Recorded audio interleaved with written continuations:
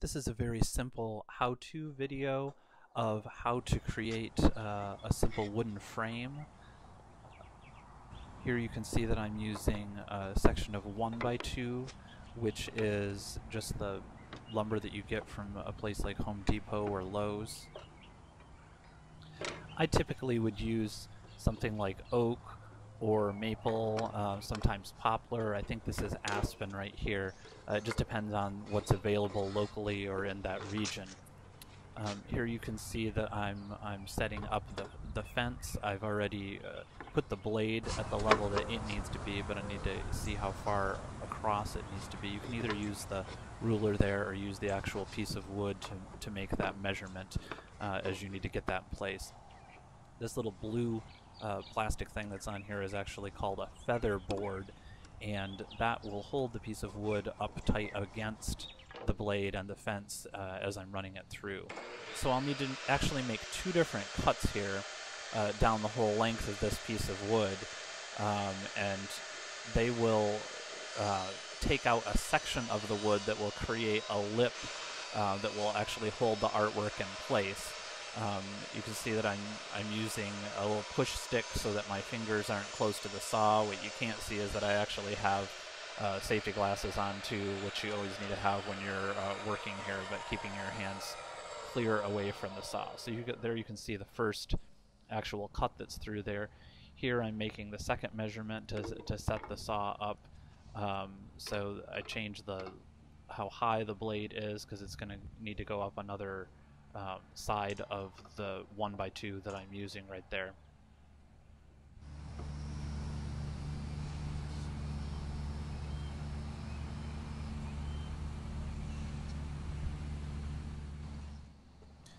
So one of the things that I'm doing right here, you can see that there's a knot in the wood, and sometimes you can get more out of the piece of wood by removing that section, so make sure that you make your choices as to what section this rabbet or the section that's removed, where that needs to be first. So here I'm ripping down on a different side, but that's coming together to take this perpendicular section out of that whole length of wood. Again, there I'm pushing it through with the push stick and keeping my fingers far away with my finger on the off switch if I need to turn that off early, but let that go through all the way. You'll see the section falls away and almost creates like a little lattice strip from that.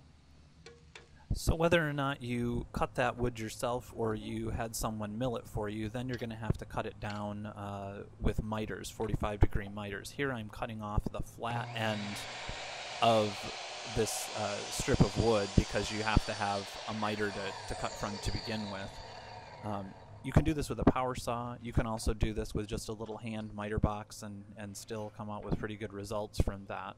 So I've cut that one end off. I'm cutting the interior, or marking the interior area as to what I need this space to be. So I measure from the end that is already cut and then mark to the size that I need it to be. I usually measure about 1/8 of an inch over just to make sure that there's enough little extra room. Here I'm using a miter square. I will measure this from that mark that I made on the bottom, moving out in the correct direction of the miter. I'll then take the perpendicular square side of this. You'll see will go up the back or the side of the frame and continue that line on.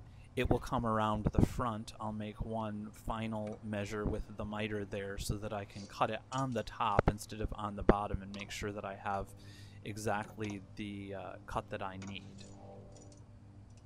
So what you'll recognize quickly if you don't pay attention to it is that you actually have to have more length of wood than what your sides equal up to for your artwork, because there's going to be 3/4 to an inch, maybe 2 inches, depending on how big the wood is, that needs to extend from the length of each side to make those miter cuts. So make sure that you add, an extra foot at least onto everything so that you have enough wood to begin with. So here I'm cutting the other ends. First I cut the opposite end that I'd marked. Here I'm going back down off of one of the cut ends of the strip of wood, because that has to again be cut to the right miter so that I can measure again. And instead of taking the ruler back onto the piece of wood, I'm measuring directly from the piece of wood that I've already cut. So what that gives me is a perfect cut on there. These two sides have to be exactly the same size, and it's a lot easier and more accurate to cut it from that actual piece of wood than to take another piece, another ruler up there and make that mark. So I made the mark on the top of that one, and then I'm cutting down again to get the equal sizes for these two parallel sides. Once all the wood is cut up, then you're going to have to glue all the four sides together. And there are various ways that you can do this. I try not to do it with any nails, but you can do it with nails. There are also little miter vices that you can put things in. Sometimes you have to have nails to put it together there. Glue usually works just fine, a good wood glue. Here I'm using what is called a strap vise, and it's got kind of a belt that goes around it, and then there are little plastic corner pieces that hold on to each of those corners once it's tightened up. So here I'm moving the corners around to each of those sides, and I will kind of tighten it up and put a dry fit together to make sure that everything's right before I ever put the glue in there. So here I'm kind of twisting it up, turning it around, and you'll also see that I have something down on top of the table that I'm working, because you'll usually get some kind of spill out of glue that kind of squirts out the sides, and you don't want that on your table. So I just have a piece of foam down here to protect that, and making sure all the corners are all squared up and that everything's pretty much perfect. Sometimes the actual depth of the wood is slightly different, so you want to make sure that your face, the front part of the frame, is all flat there. If there's any differences, you want it to be on the back, because that's going to be the area that's going to be back against the wall. So I'm putting the glue on, put it on two sides, each end of one strip, and then that will obviously put glue on the other sides that I'm sticking this into. Fit it back in there. Try to make sure that you're not getting glue all over the front or other areas of the frame, and just keeping it in the areas where it needs to be glued. So I do one side at a time there. It's a pretty tight fit in there, and then I'll move over to the other side, wipe off any glue with my fingers that is kind of squirting out of the top, and then take the next piece, glue it, and put it back in.